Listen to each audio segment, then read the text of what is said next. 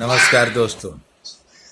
आज हम लोग आईडीएफसी बैंक के बारे में बात करेंगे। मैं कोई सेबी रजिस्टर्ड नहीं हूँ, इसलिए मेरी कोई बातों को मानने के लिए आप बाध्य नहीं हैं। इसके बारे में मैं जो भी कहूँगा वो मेरा व्यक्तिगत विचार है। आईडीएफसी बैंक के बारे में बहुत लोग तरह तरह की बातें करते हैं। कुछ लोग कहते हैं क्या ये एचडीएफसी बैंक बनेगा। ये कहना अभी उचित नहीं होगा, अभी ये पैदा हुआ है, लेकिन कुछ बातों पर हमें ध्यान देने की ज़रूरत है।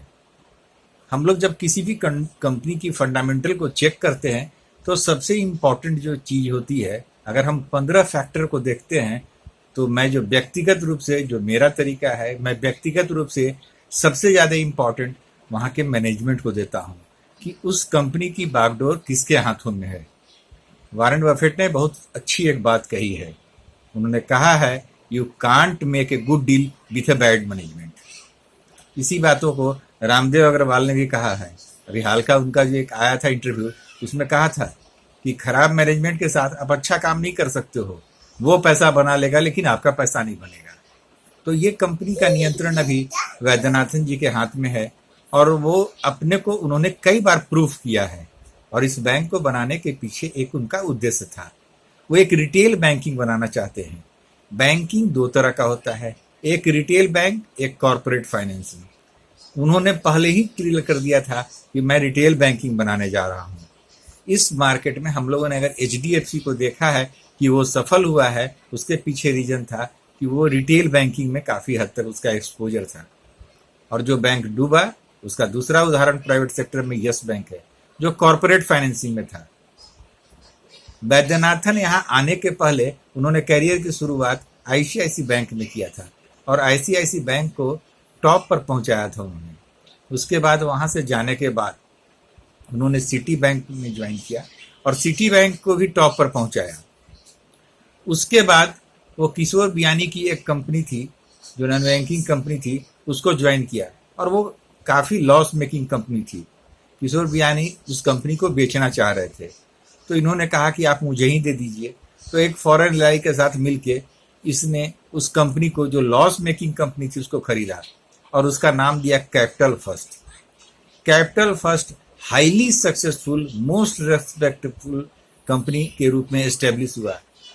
लेकिन उन्होंने देखा कि आने वाले समय में अगर मुझे फाइनेंसिंग के बिजनेस में रहना है तो मुझे लो इंटरेस्ट पर फाइनेंस चाहिए, जो बिना बैंक बनाए हुए संभव नहीं है।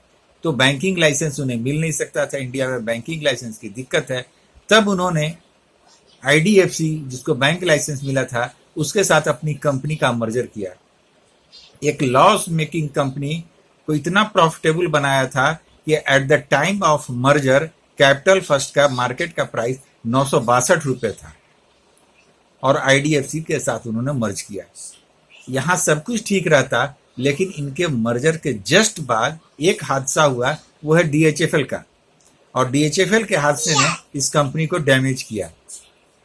अभी उससे उभरे नहीं थे तब तक दूसरा हादसा मुकेश अंबानी की कंपनी रिलायंस कैपिटल के चलते हुआ। ये दो हादसे ने हमारे आपके जो सपने थे इस बैंक के साथ जुड़े हुए, उसमें परेशानी हुई।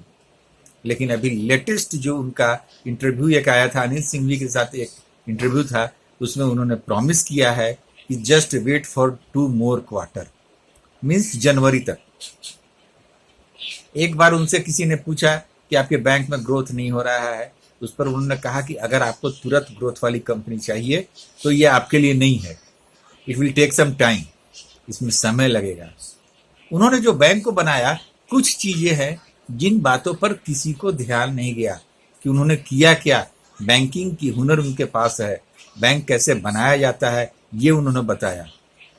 आप किसी भी बैंक में जाओगे, आप खाता खोलोगे तो मिनिमम जो रिक्वायरमेंट होता है कि 5,000 रुपया, किसी बैंक का 2,000 रुपया की मिनिमम आपको रखना है।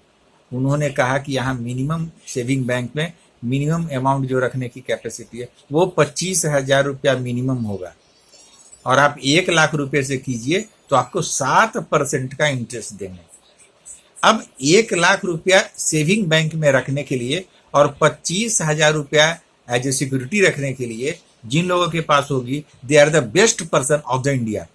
कहने का मतलब उन्होंने बैंक बनाने के साथ साथ एक बैंक जो बनता है वो उसके कस्टमर के द्वारा बनता है, और इंडिया के टॉप अच्छे कस्टमर को उन्होंने पहले लाया, जिससे कि भविष्य में उनको कोई दिक्कत नहीं हो।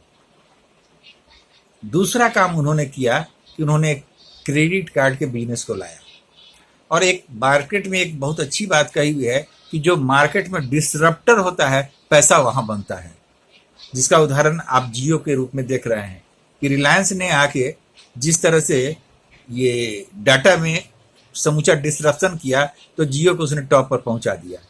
वही काम यहाँ इन्होंने किया कि क्रेडिट कार्ड को अवेल कर दिया आपके सिविल स्कोर के अनुसार।